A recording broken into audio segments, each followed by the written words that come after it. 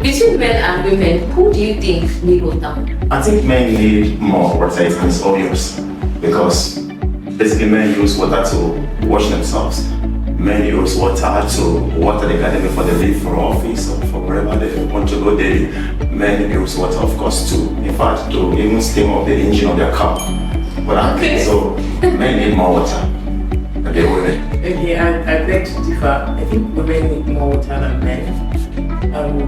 Talking about menstruation, women need more water than men. Pregnancy, childbirth, childcare, household hygiene, personal hygiene, cooking. You know, I honestly believe that men need water more. Do you agree with her justification? Yeah, somehow. She'll give more list than I did. Alright, thank you very much. So welcome to this conversation. My name is 𝗪ṛ𝒂𝒂𝒏, the communication assistant, 𝒂𝒄𝒄𝒄 initiative. Today, CBI joins the global wash sector to commemorate the World Water Day.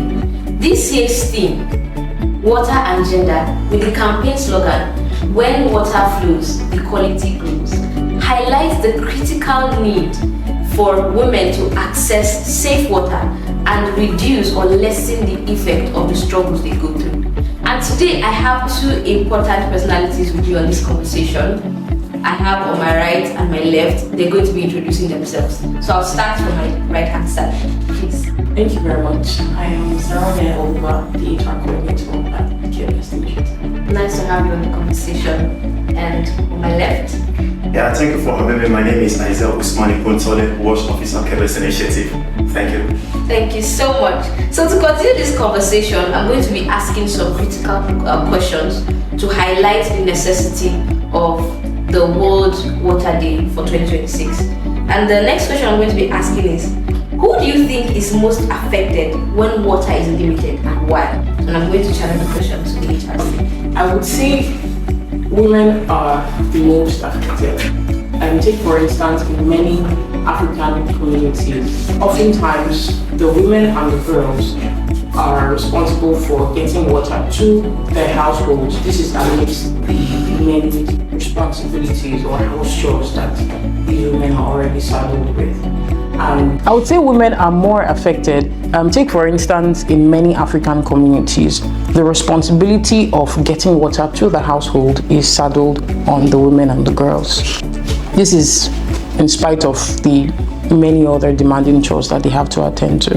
Now, getting to the water source, they have to take very long walks, and then there's the element of having to carry very heavy containers, water containers on their heads, and then for a lot of these women, they have babies on their backs, and then getting to their destination or the water source, you find that they have to stand in long queues. So these are some of the reasons why I say that women are more affected than men.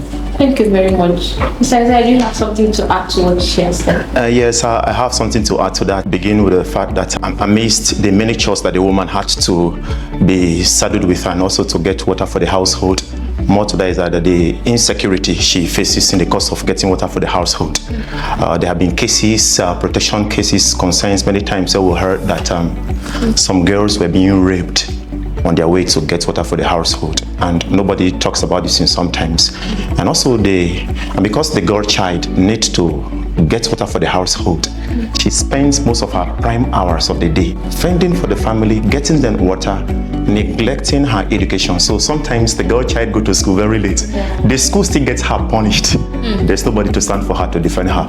And so I believe that I agree that women suffer more. Thank you so much for these wonderful points. We'll go to the next. The next question is, how has water challenges affected the women and girls' dignity and health? I would say that without enough clean water, maintaining hygiene can get very difficult, especially during menstruation, pregnancy, childbirth, childcare. The lack of access to enough and clean water in these various stages of a woman's life can lead to infection, have discomfort, you have illnesses, right, that could have otherwise been prevented. I would like to know,